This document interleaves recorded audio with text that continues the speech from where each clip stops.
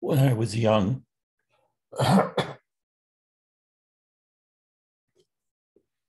in the early 1950s,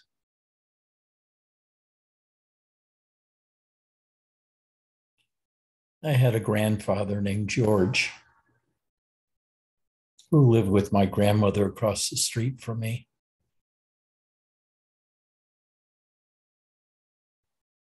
He had had three major strokes. He was in his late 70s at the time.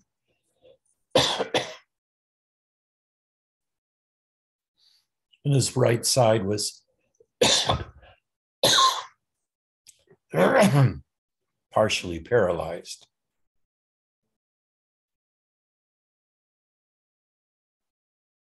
So he walked with a cane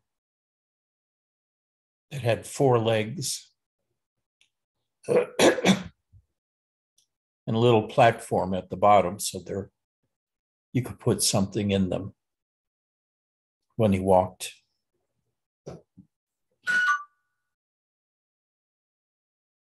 Delivery.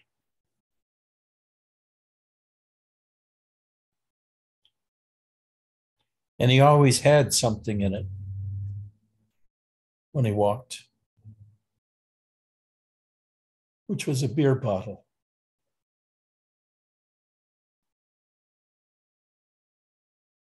And we had family meetings. My uncle and aunt, my mother and my father and I and my brother would all get together. And he'd sit in the family room.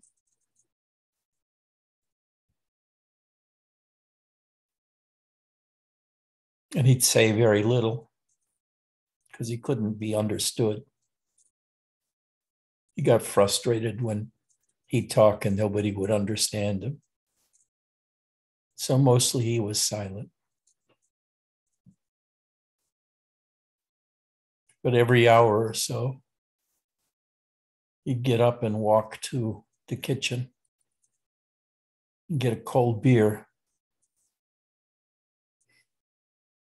I think back then it was Stroh's. It was his brand. And he'd come walking back into the living room. And he smiled quite a lot. And he seemed really kind of happy. And he used to swear in Gaelic. And he was able to nail his pronunciation in Gaelic. He was very fond of the phrase pugamaho, which means kiss my ass in Gaelic.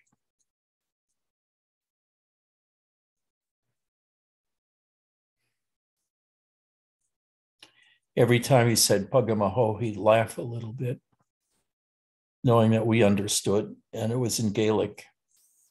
So it was like an in joke.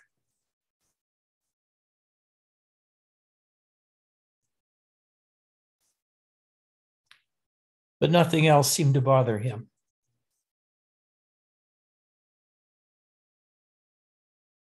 He got some type of cancer later on. And it ate through the side of his neck. So it might have been from some sort of cancer of the throat, or it might have been a melanoma. Back then, we didn't know, nobody knew that much about cancer and the various types.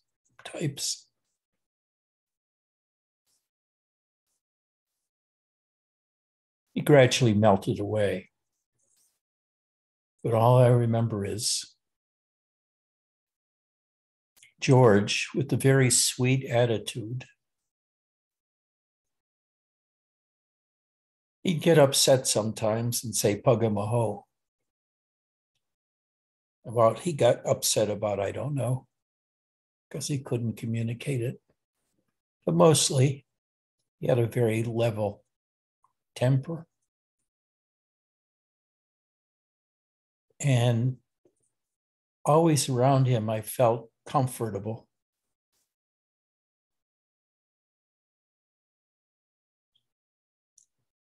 Because he wasn't into high-level conversation. He was just quiet, sitting in his chair, drinking his Strohs.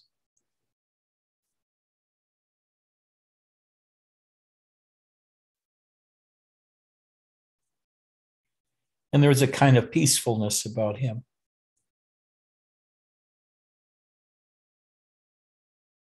I don't know whether many thoughts went through his head.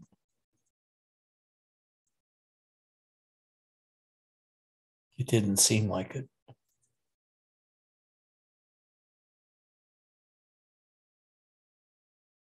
But that all plays into my later understanding that silence is a golden state.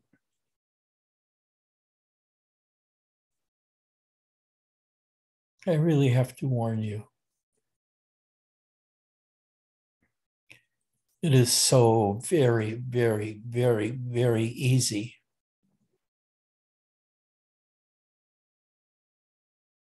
to think too much in spirituality, to read too much in spirituality, and to wrestle with the terms that these guys use, like self, samadhi, enlightenment, self-realization. You're always self-realized, whether you know it or not. Well, how can you be self-realized if you don't know it?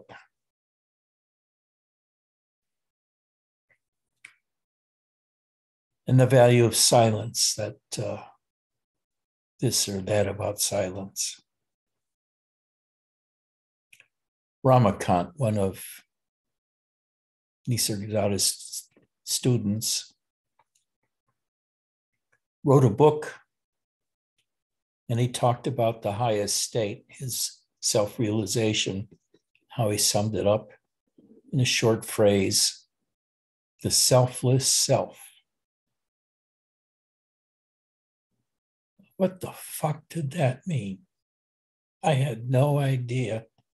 And I read his book, and he just kept repeating it over and over again, the selfless self, and never told us what the selfless self was, except, it's that state that one tries to get to without knowing what it is.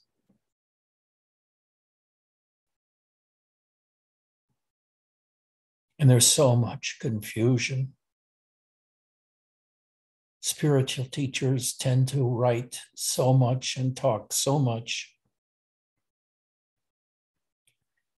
and be so imprecise in their use of language, and then try to figure out what they're talking about from your own point of view.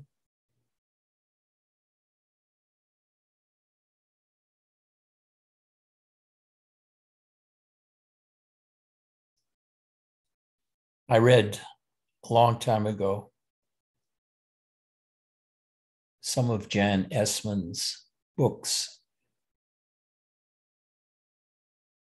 which seemed interesting back then because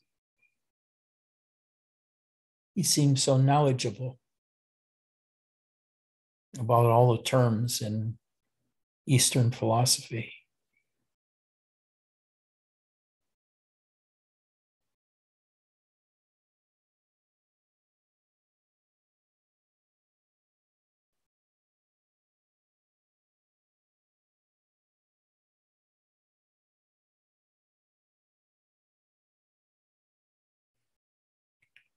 But Jan was pretty egotistical back then. I had a student, I can't even remember what her name is now,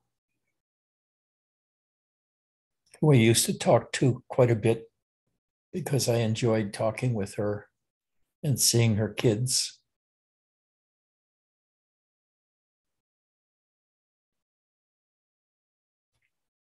And we had a falling out because to her, I was more interested in a different woman in satsang. And she got jealous. And so she left.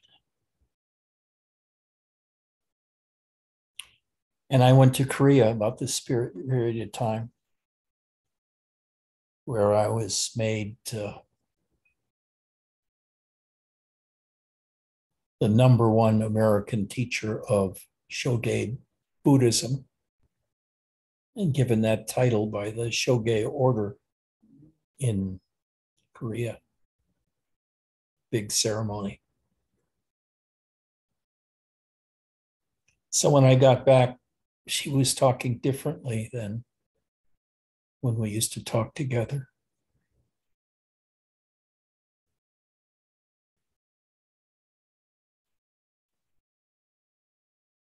And at some point,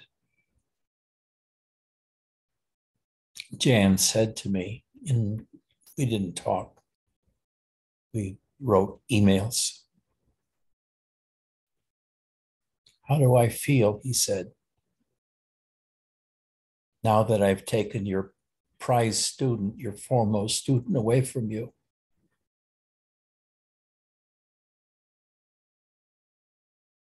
Well, I didn't feel much at all, because although I enjoyed talking to her,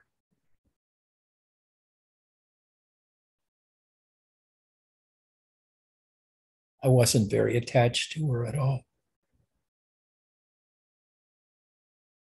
But he thought he had won points over me by having her come to him as a teacher and leaving me. So about that period of time, I crossed Jan off as being any help at all to understanding anything at all, because he was so arrogant about one little thing, one-upsmanship. If he had been more like my grandfather, simple and humble, it would have been easier for me to look up to him. But to me, he became merely a narcissistic egghead who talked a lot about enlightenment and all the different masters and the comparisons. But he really didn't have any peace.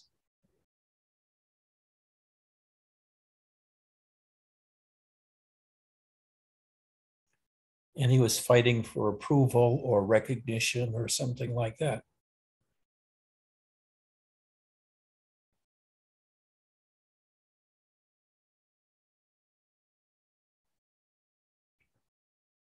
That's really why I urge you not to read about spirituality.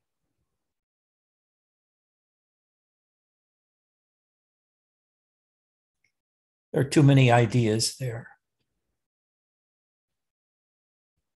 And if you follow the ideas, you're not realizing yourself. And this brings up an interesting topic.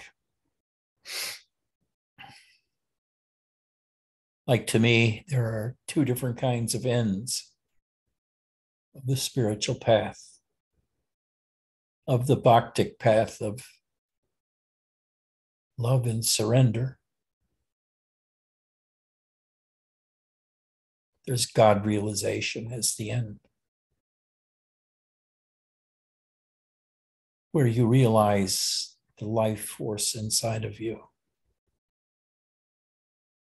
You can see it and feel it burning inside of you.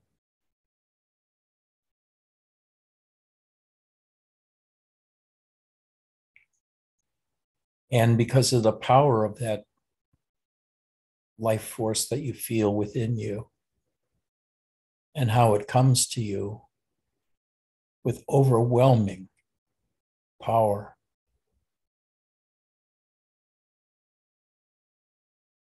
And at the same time, you see your own life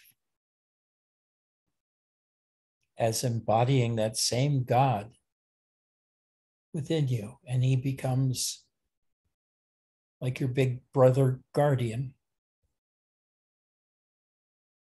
And you never feel lonely because he's always with you as God, the divine. And you feel his grace and his love.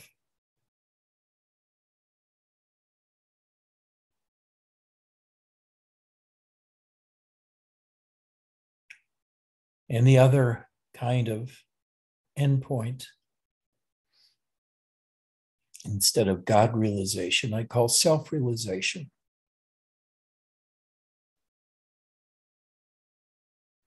which Ramakant called the selfless self.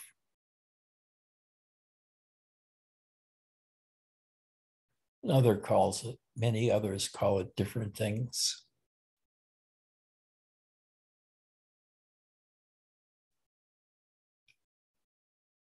Jay used to read from The Heart of Awareness, the Ashtavakra Gita, where the guy who's narrating always talked about knowing the self. And now that he knew the self, he was at rest and at peace and in joy. But he never described what the self was, only that he knew the self is self.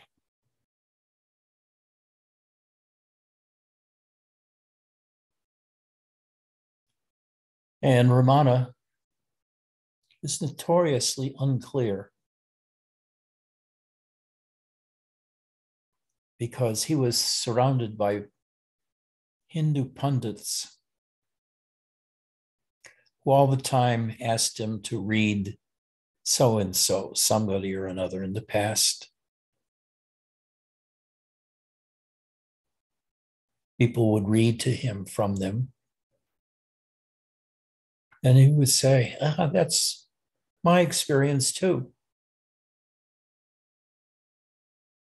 So after a while, he began using all these words himself to describe the divine and the self and all of that.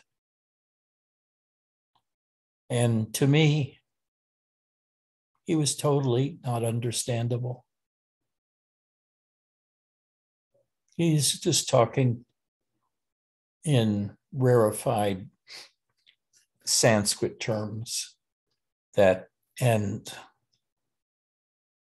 I love Facebook because these Facebook students, not only of Ramana, but of Robert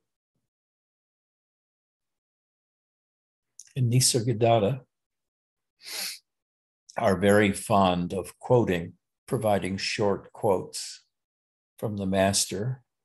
And there will be dozens of comments about how brilliant that was or disagreement. So you got to read Facebook in order to see this. And I would read those comments. Some I would get and some I wouldn't, but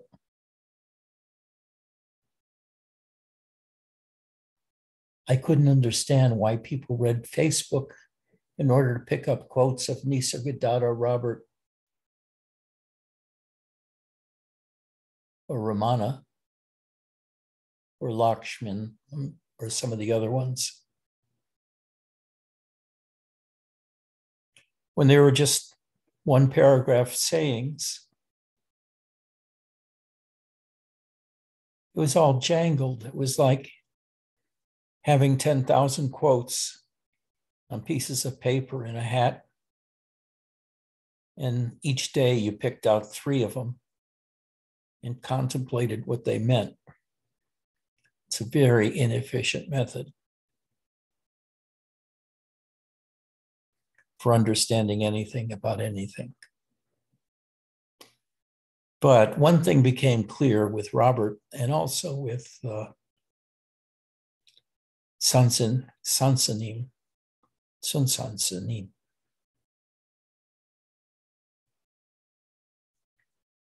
is you're never going to find enlightenment, whatever that means, with your mind.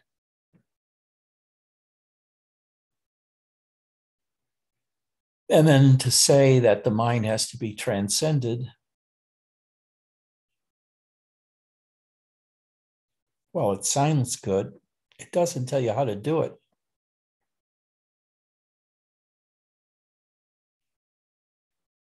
And I think it's far more accurate to say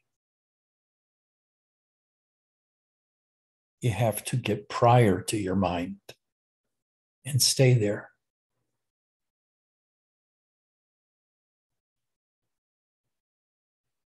That mind, emotions, and your humanity are experiences laid on top of your experience of self.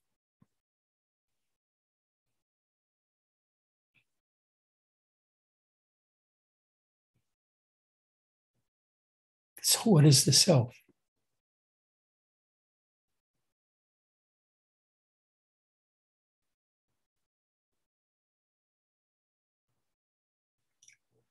And I've also emphasized this, that the most important awakening I think anyone can have is that of God realization, of the divine within.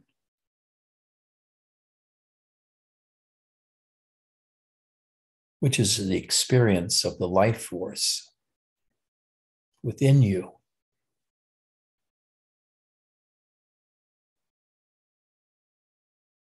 And when you experience that life force as God, as another, as separate from you,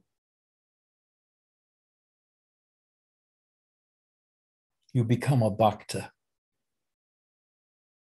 worshiping that God principle in you, surrendering to it, feeling the bliss it gives you, and recognizing that that God within you, that life force, is also in me. In me, you notice God is in you. The life force is also in me, as a little brother, so to speak. Because you don't march around feeling the bold recognition of God at all moments. That's a powerful experience. And if you had that experience constantly, you never would leave your room. The bliss is so strong. The energy is so strong. You're transfixed.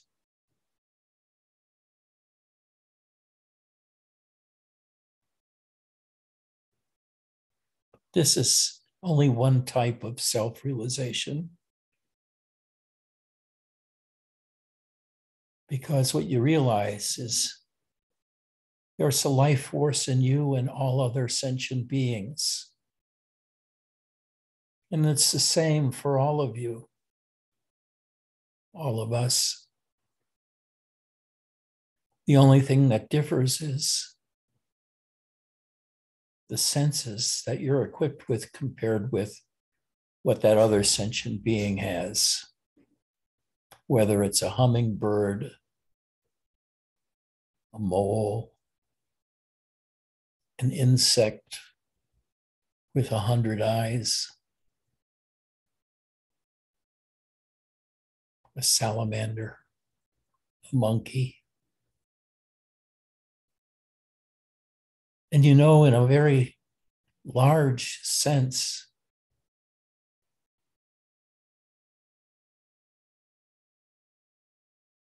that you're not different from that insect, in that you're a sentient being, subject to the same fragility of life. It's just that you see and experience the world like humans do, rather than like a hummingbird would.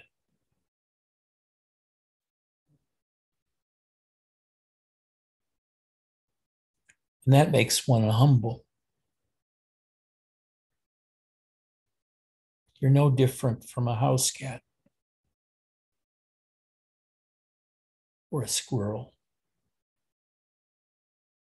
or really a tree. They're all living things. They share this one thing, which is sentience, which is the ability to perceive and be aware of.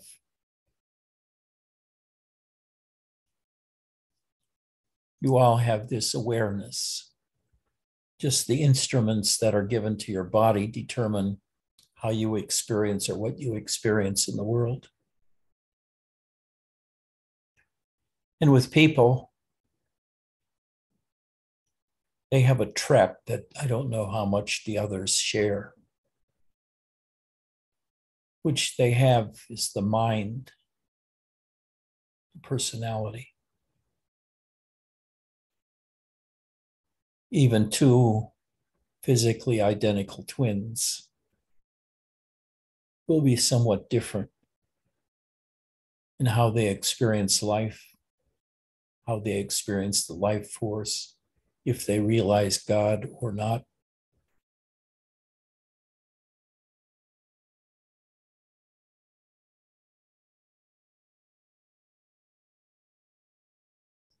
But realizing God is realizing something other than self. And then after a while, recognizing that God is like you in all ways, just bigger, so to speak.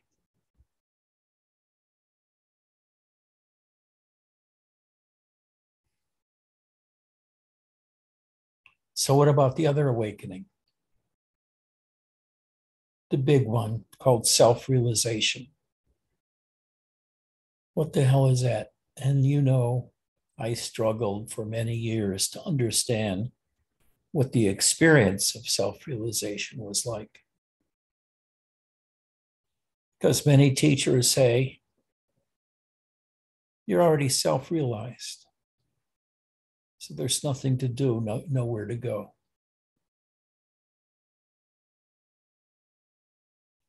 But it's quite another thing to say, your experience of self is contained in you at all times. But you have to find that layer of consciousness that's closest to the perceiver.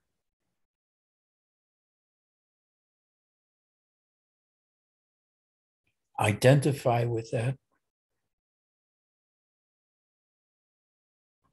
and see that everything else is added on. Your mind is added on. Your emotions are added on.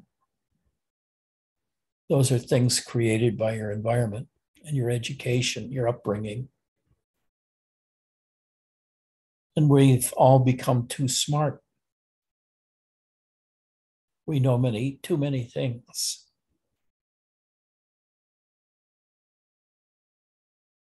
We've eaten the fruit of education, of the matrix that we all live in. If you're born in Cleveland and somebody else is born in New York, you're born in a similar matrix. You go through 12 grades of school plus kindergarten or preschool, where you learn everything that the human race knows, and you learn how to act together in consort to minimize conflict through 13 years of rubbing shoulders with your classmates and teachers. And if you're really unlucky, you go off to the Army or the Navy, and you spend another 2 to 20 years in a different kind of matrix. It's arranged in a different order.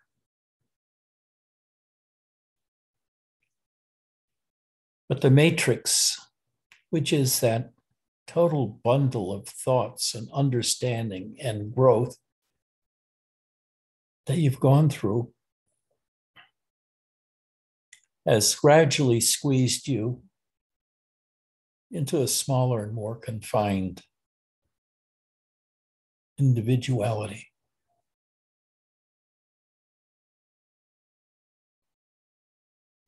And a teacher comes along and says, you need to escape from that mold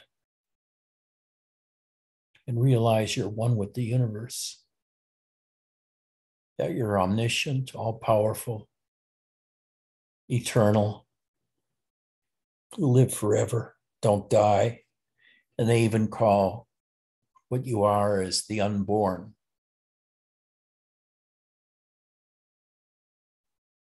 And I think Ramana said it clearest. I'm not the body. I'm spirit.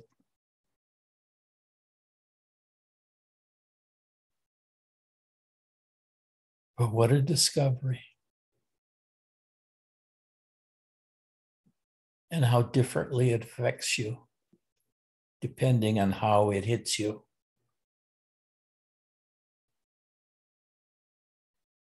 That the life force is the same in all sentient beings, but you're also very different, depending on the matrix you were born into, the desires you were born with, and the developmental hurdles that you've been able to meet and beat or not. All of these determine who and what you are. But at the deepest state,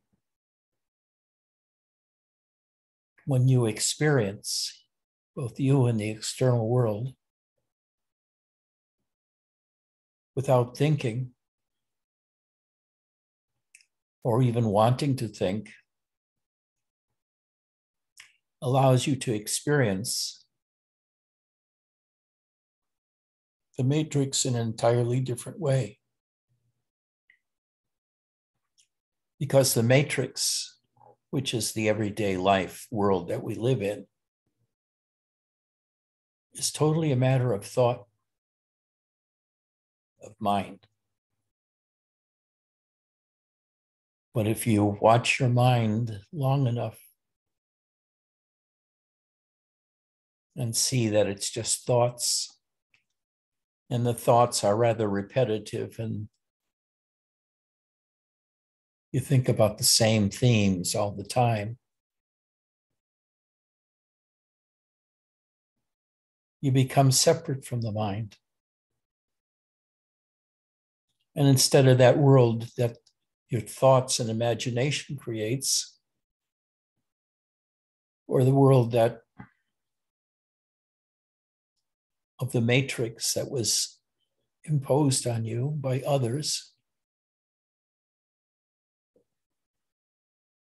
you understand that you're free from both the matrix and any kinds of conditions that have befallen you over the previous 30, 40, or 50 years.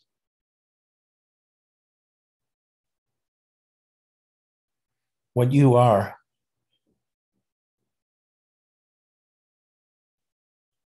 is what I call the zero state, the state where you can't go any deeper into yourself. Robert used to say, just dive into yourself. And he left it up to you to figure out what that means and how to do that. A lot of people wonder, how do I do it? How do I dive in myself? And I've talked about that many times, which is in your imagination.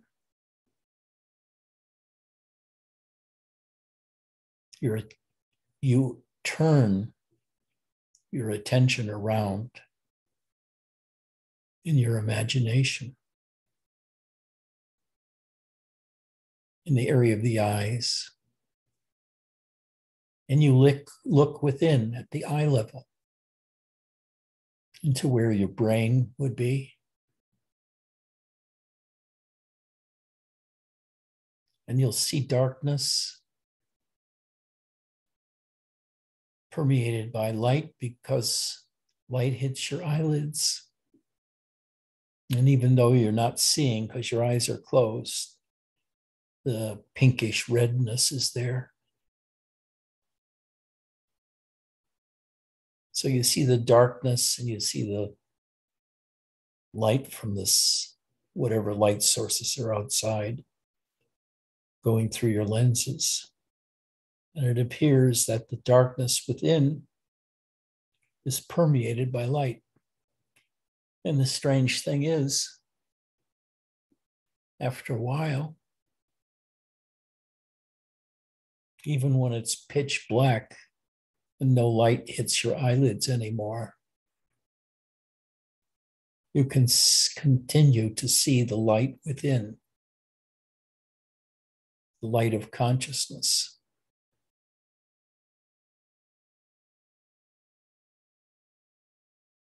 Which is experienced the same as the external lights of the moon and the sun. See that there's a light in consciousness. And generally, you can generalize that to all sentient beings have that light of consciousness they may not know about, because not many people do.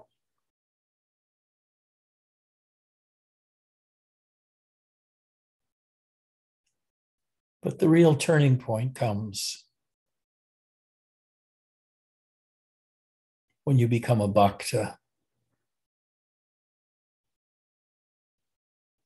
and you take love to be the way to whoever or whatever you are.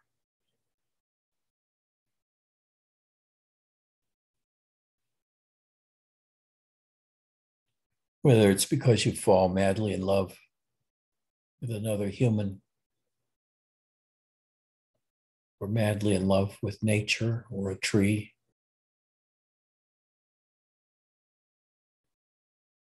or a pet.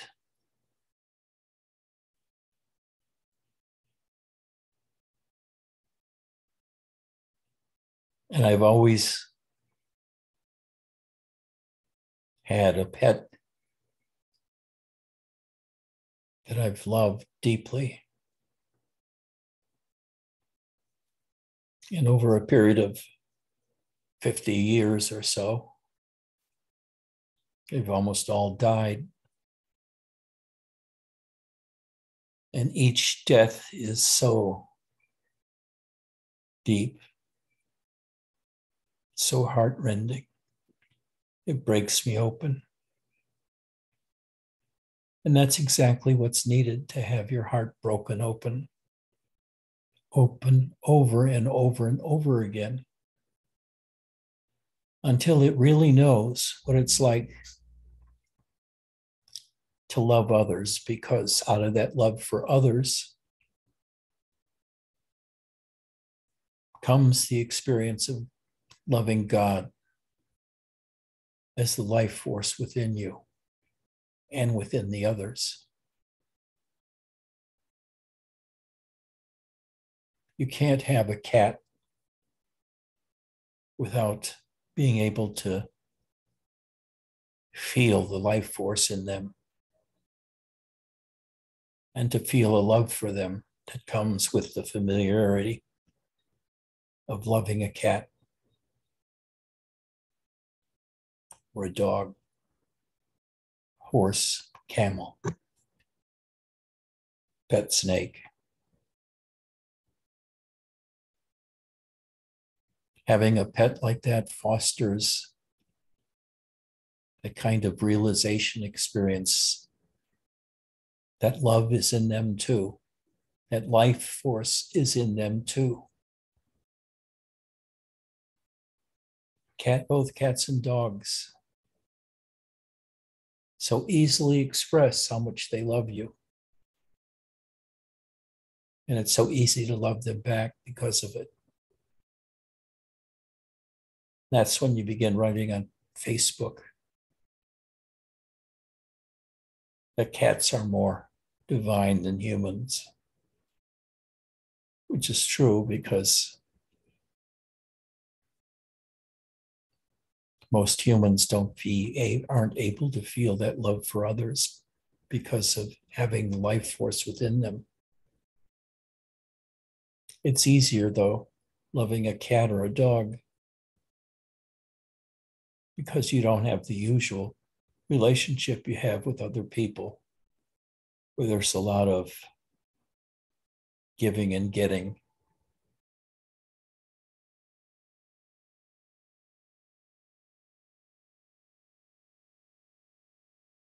Now, the other kind of self-realization of the selfless self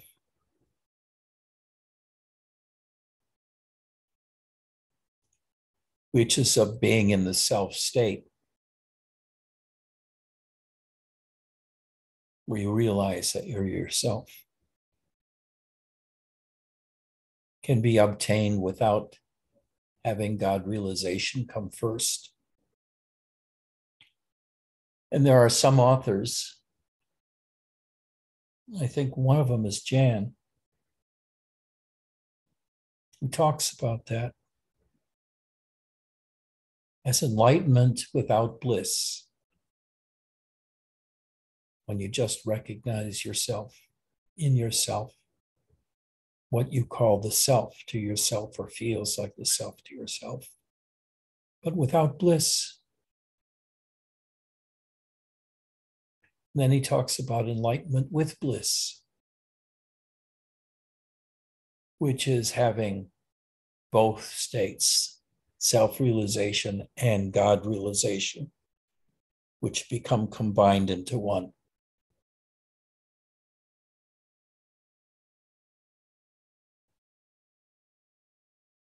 Frank, are you looking outside of yourself for yourself?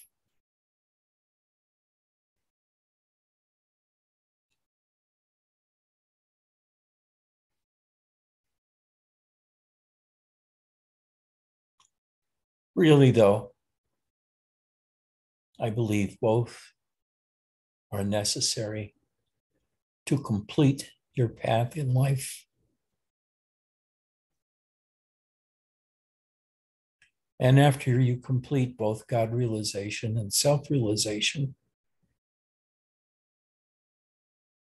there's nothing more to do.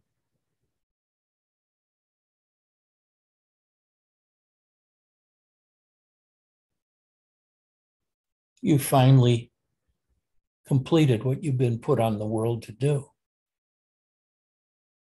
which is to break out of the matrix of everyday life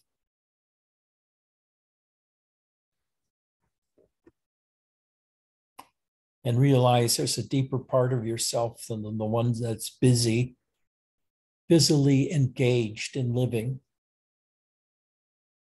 all day long, thinking, writing, planning, and doing, building a house, building a career, building a family, and everything distracts you from that basic state in you, the zero state, because you find the external world totally involving.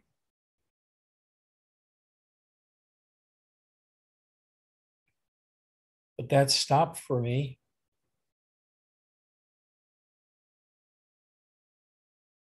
after I dropped out of a PhD program at Wayne State University. I saw all human knowledge as bullshit, a specialized existence like Vesselina is gradually trapping herself into of being a doctor. Some are auto mechanics.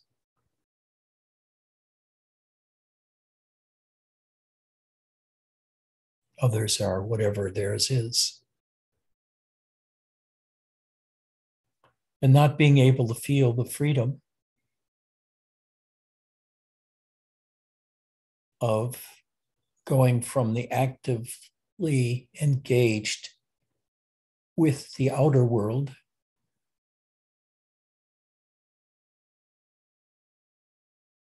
into being at rest without the mind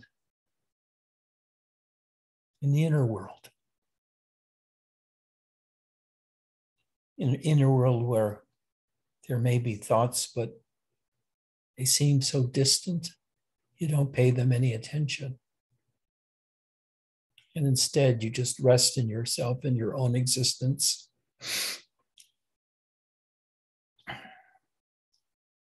And in doing that,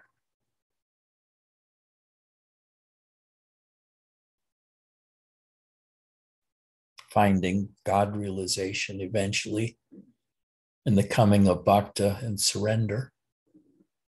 Or it goes the other way around. You start with bhakti and surrender, and you realize God first, like Muktananda, like Ramakrishna.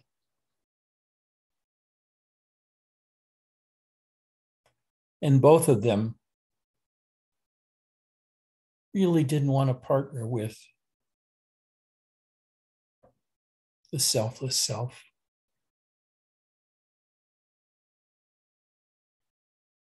Or the witness that understands that he's separate even from the emptiness he feels inside of himself, in a different dimension than consciousness. That the pure awareness that he experiences in the zero state is an ability, an attribute, a function that arises before consciousness and from which consciousness flows. And this is where all the trouble comes from, because there's so many people around that talk about non-dual and dual, and they're non-dual, and this teaching is non-dual, and that teaching is dualistic, therefore of an inferior quality than the non-dualists.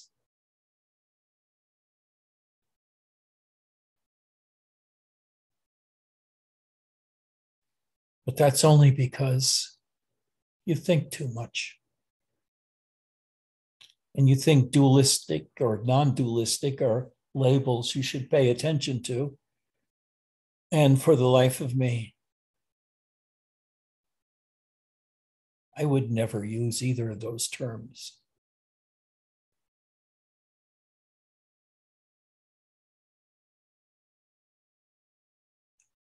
On one hand, I would feel the life force inside of me. It may be the surrender and the love And on the other hand, I could sink even deeper in that.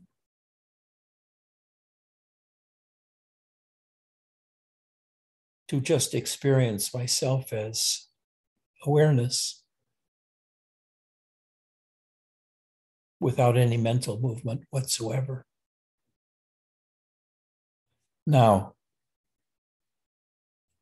this state, the zero state, where the mind doesn't move and you don't feel any emotions or needs to fulfill, and you just rest in that zero state, what Robert called the gap that you experience during the awakening process, where you come out of sleep and wake up into your private matrix. There's a gap. And the zero state lies in cultivating that gap and then identifying with the gap. That this part of me is the foundation for everything else. And you can't go any lower than that by digging in consciousness, because you can never grasp the witness behind consciousness, because it doesn't exist in consciousness or in the existential world, and therefore you can't experience it. The only thing you can do is to keep diving deep into yourself until you reach a place where you seem to turn around and are no longer diving within, but you turn around and you stop. And suddenly the whole universe is around you everywhere. And you disappear.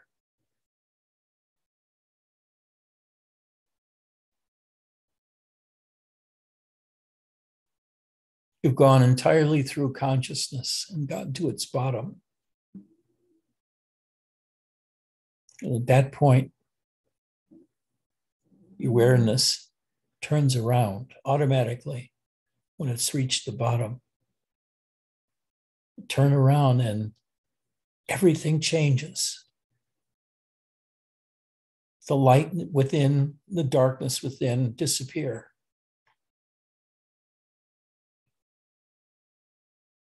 And suddenly you're awake in the world, but you have no mind, no intelligence, no inclination to do anything.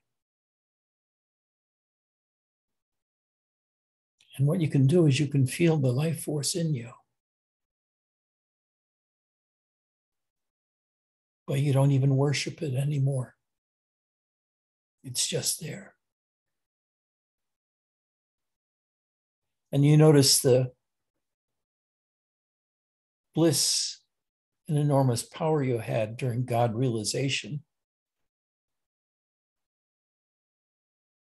In this state, you just note it. You don't immerse yourself in it. It doesn't really excite you. It's just there. And if you check what your feeling is like at this point,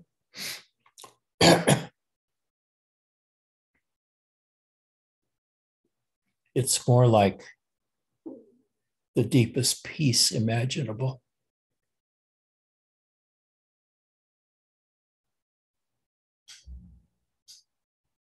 It's a peace so deep that there's nothing on your mind. You just want to rest in it.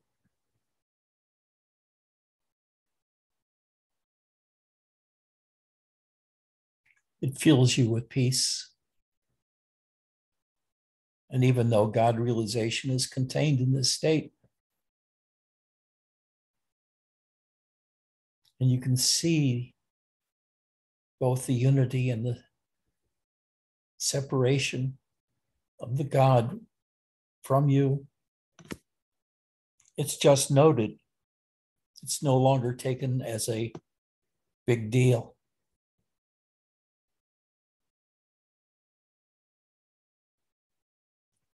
And at this point, you become like my grandfather.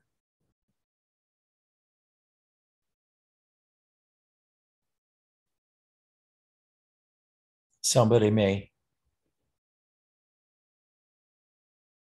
cause you some moment of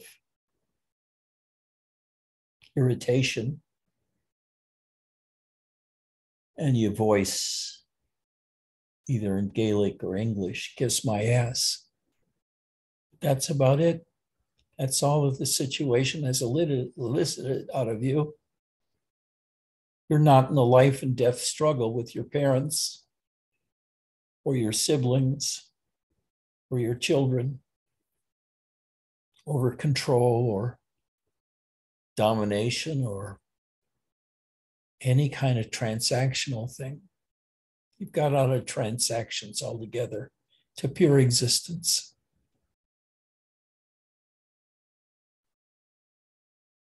Now you know there's nothing to do. You've got so much going on within you. The stuff of the world may entertain you for a moment. You may watch television or watch the war in Ukraine.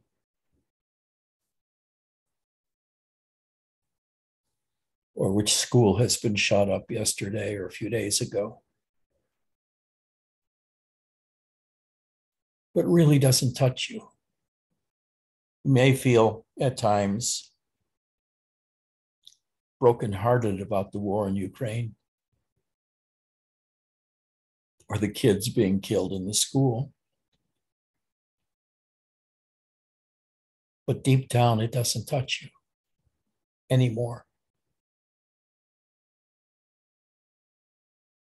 Because in a sense, you've transcended humanity altogether. You've seen everything. You've been everywhere. And I don't mean in the world. I mean in your own psyche, your own consciousness. And you can understand when Robert says that the world doesn't exist because the existence of the external world to you doesn't mean much anymore. You know, if you travel to Maui or Sri Lanka or India or London, nothing would change for you because whatever happens in the external world doesn't really touch you much. You've seen it all in a sense. And this is how Robert was.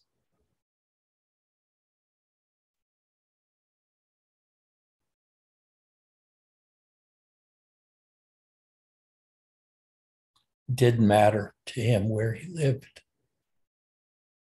He would tell you that over and over again. The only reason he's teaching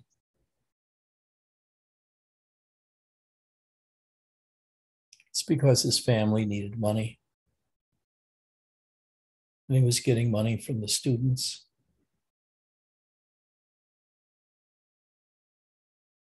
Of course, he cared for his students, but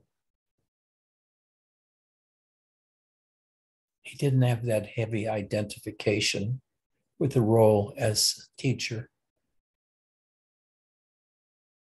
who leads people out of distress into more happiness. People could come and go, and they did. and it did not affect him.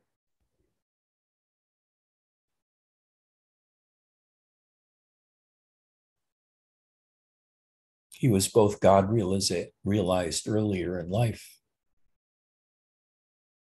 and then dropped even that realization later on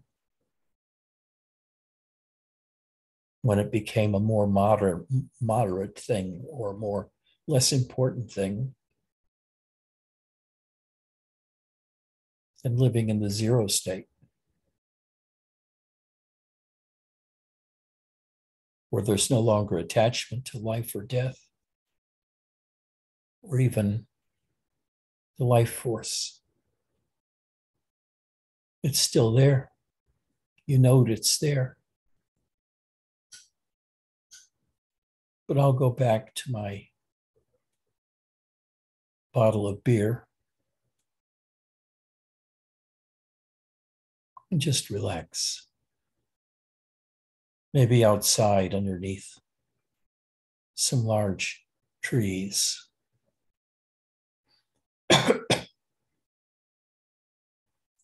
Maybe on the side of a lake where it's nice and cool.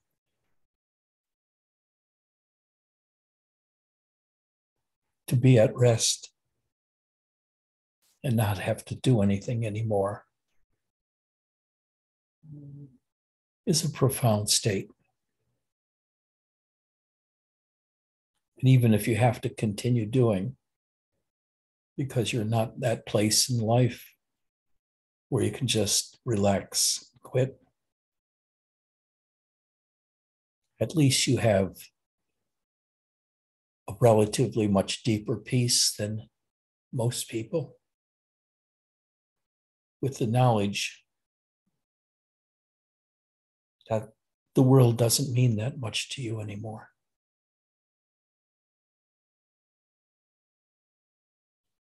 It's not that you just tolerate the world. You just don't engage in it anymore. It's there, demanding your attention, but that doesn't mean you have to give it.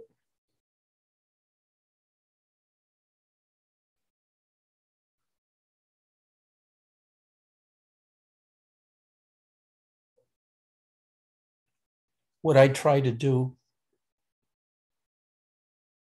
is, as much as possible, to take you into those states and realizations by constantly talking about them and trying to immerse you in them by the way I relate about them. The feeling of it, the journey to it by diving within or by love and surrender.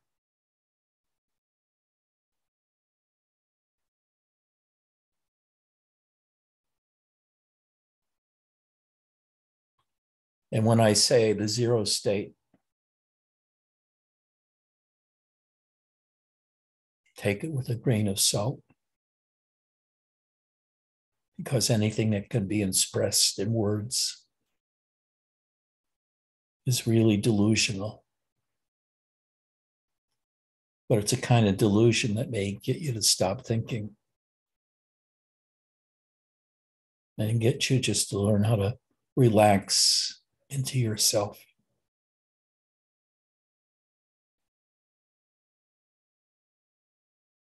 Maybe you could get a small recorder that's programmed every 15 minutes or so to talk into an earpiece that you have saying, relax.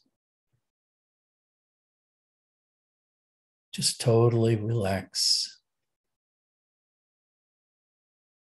And collapse your consciousness back into your sense of self. As a reminder, all day and all night, just relax. Relax into yourself.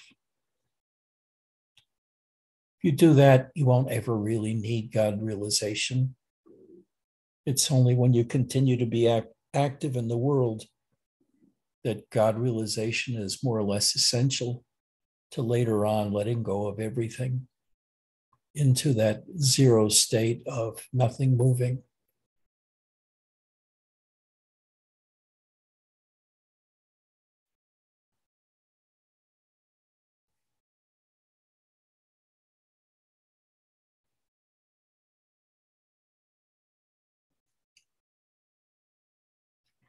Does anybody have any questions or comments?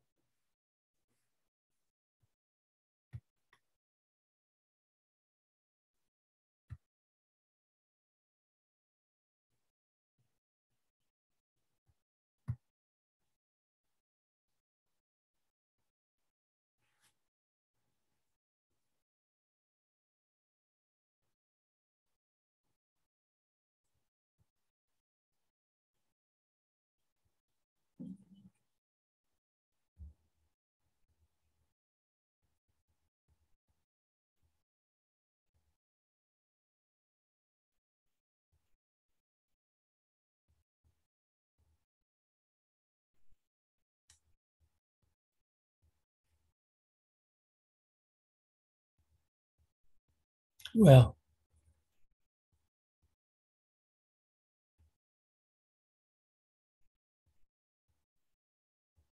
I finally found out how to assign Mark to the teacher position and take over for the rest of satsang. Maybe he has some food for us, sweets, some songs. Maybe he's going to do a dance, play some chanting,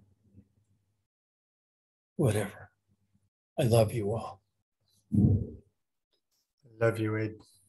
Take I care. love you so much. Thank you. That's Ian. Yes, You combed your hair this week. No, Cassie cut it. Oh, I see. So it's a bit better. Ed, it's just like I don't want to interrupt the silence by talking. The silence is so profound. But I want to interrupt the silence to tell you how much I love you and to tell you what you do for me. Thank you, thank you, thank you, thank you, thank you. You're welcome. And I'm going to sleep in your sessions because I realize that that's the last defense I've got. There's nothing else I can do to defend myself against your words. No, actually, it's that this used to happen to me all the time. It's that my mind went away and I didn't have anything to really keep me awake.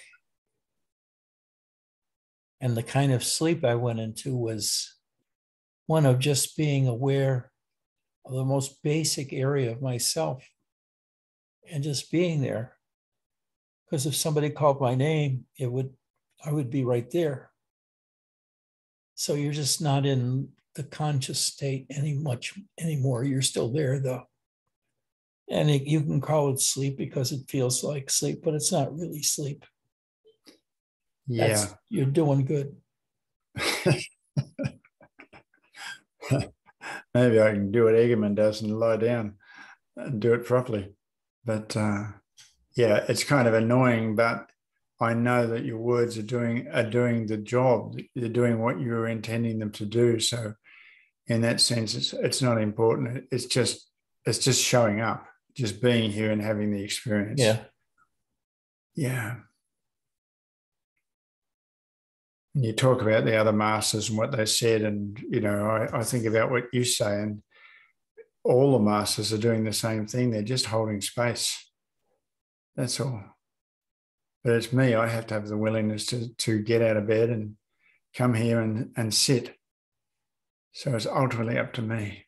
So yeah, Especially you have to do it so early in the morning. yeah. Well, we go to bed early so we can get up early, don't we? But we usually end up having a nap anyway afterwards.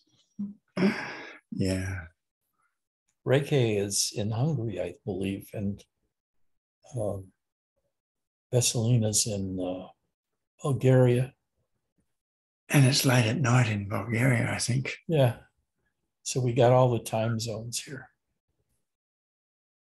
So take care. Thank you. Mark, entertain. Okay. Well. Bye bye.